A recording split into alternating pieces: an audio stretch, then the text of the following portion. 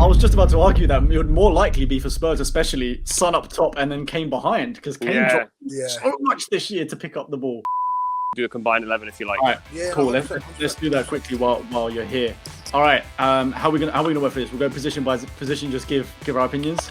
Just a combined 11. Who you're gonna want in your team from the players? Let's look at like the past. I'm sitting this one out. Year kind of thing. I'd say is the tough thing because I've got argument for the first one. we should have. They've got to be fit. Because obviously then you have to lose Virgil. It makes it a bit more interesting. Okay, all right. With fit players, the fit players. So it's got to be fairly recent then. All right. Okay. Past year or so, got to be fit. Who are you picking in your team? Because I'm already saying I'm putting Lloris ahead of Alisson straight away. Only because, and I said this to Michelle last time as well, and a couple of times. Yeah. For me personally, just looking at since the restart of last year, for me personally, especially if you look stats-wise as well, not only that, just watching his influence on the game. For me, Lloris has been the best goalkeeper in the Premier League since the Premier League restart. That was last summer. Because I think it's so easy just to say that, oh, Alisson, because he won the Premier League and this and the other. Don't get me wrong, incredible goalkeeper. But then part of that was also down to the fact that you had a great midfield and a great defence, which meant not a lot of teams would have a shot against him, kind of thing. Whereas I think for me personally, since the restart, Lloris has pulled off incredible saves. He's led us as a captain, and I think has one of the best shot to save ratios in the Prem since then. So that's why my argument would be for him, but I know I'll probably get slated for that massively. I mean, I'm not one to slate, you know me. But you're out of your mind. I think I love Hugo Lloris. I actually think he's very, very, very underrated. Yeah. People, as soon as he makes a mistake, people go, how's he won a World Cup? I mean, the geezer was class in that World Cup as well, mind you.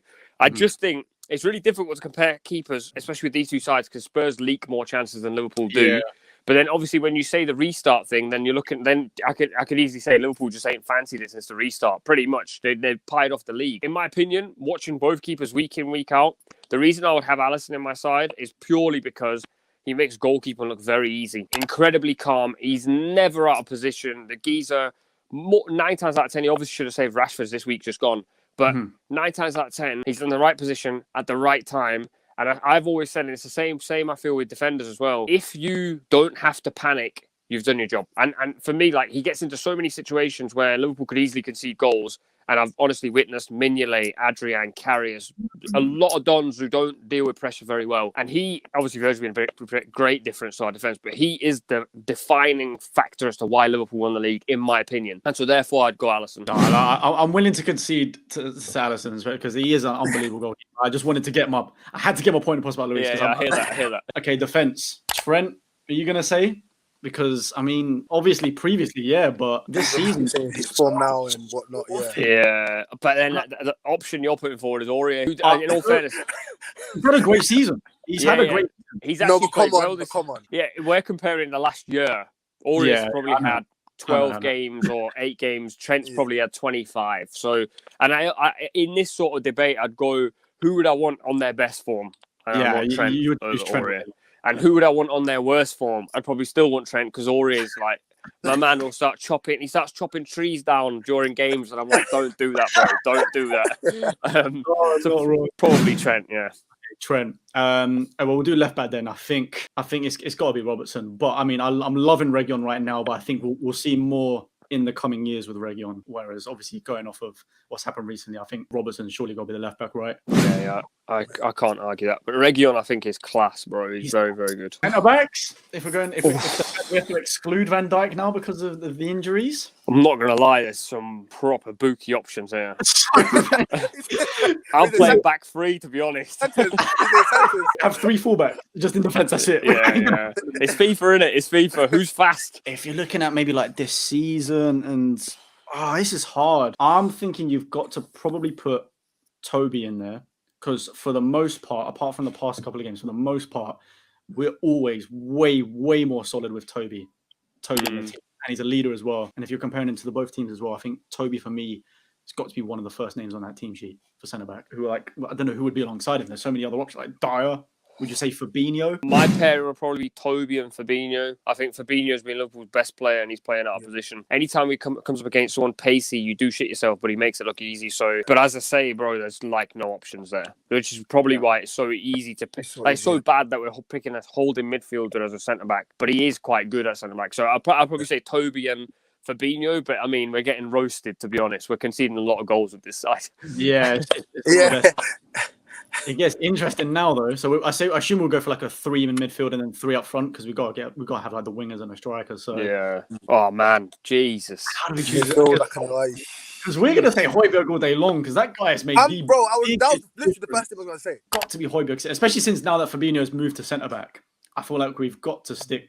But then you argue like, what would you say Thiago's position is? Yeah, but I mean, if are we going? Obviously, we can't pick Thiago as a Liverpool player, so we're basing his Bayern form as well. So I would argue we can't really put Thiago in there personally. Yeah. That's fair. Thank you for that. Yeah, it makes our life easier, bro. A lot easier. My midfield 3, Højbjerg's in there all day long. I love the geezer, the most German-Danish guy ever. Obviously, I put Henderson in there. I know people debate that, but I think like when he's not in Liverpool's side, you see how lopsided Liverpool are. And then I'm going on the last year. I mean, on the last 5 games, Ndombele's in, but on the last year, is a very different sort of player. Yeah, Ndombele at his worst is like catastrophic. Ndombele at his best is unbelievable. So I'm like going, which one am I picking here? I was going to say, I still think just given the options, I still think it's got to be Ndombele because I think it's one of them ones. It's hard to do this combined 11 because like you said, it's like, do you take the last year exactly or do you just take recent form? I think I'm basing it off of like the team I'm trying to construct right now. And I think we need that attacking midfielder that's going to create. And across the both teams, I think for me, Ndombele's got to be the one looking at recent times. If you look mainly this season as well, because it's not just the last 5 games. Like this season, Ndombele's been so good for us, keeping Lo Celso out even when Lo Celso was fit. So it was just a matter of him getting enough minutes, like enough lasting the 90 minutes now, which he can do easily. Are we allowed to play different formations? To what are you suggesting? What are you thinking? I'm thinking I can't put Ndombele in just because I'm going, mate, there's 5 attackers that I want to put in. So Okay. But if you've got Henderson, Højbjerg, holding, you've got 2 holding midfields, they're not going to be that progressive. So I'd probably say you could switch to a 4-2-3-1, and then you could probably put maybe Son in the middle. I have seen Son play in the middle occasionally, not as a 10. I'm crowbarring him in as a 10. Yeah, just to try to squeeze in all the attackers we can. Yeah, and I think he's that good a player. He can play there. Sadio's played in the 10 for Liverpool occasionally. Kane could probably play in the 10, but I'd hate to put Kane in the 10. I was just about to argue that it would more likely be for Spurs, especially Son up top and then Kane behind, because Kane dropped so much this year to pick up the ball. Yeah, but I mean, if we I'm always thinking if I put this up as a graphic, people would murder us putting Kane in the 10. People go, "You're FIFA fans. You can't put Harry Kane at number 10." So I'd probably go Henderson, Højbjerg, left side Mane, right side Salah, Son through the middle as a 10, Kane as a 9, and Son and Kane maybe interchange, but I have to get them 4 in. I can't leave Mane or Salah out. Or even if you look at it as like a 4-2-4 and you kind of have Son and Kane just up top and they just interchange like between them in a way. Just some ultra attacking formation that we just need. Yeah. I'm gonna have to agree with you with that, to be honest, because there's no way we can't not have those front 4 in the team. Who the hell do you sacrifice out of those 4?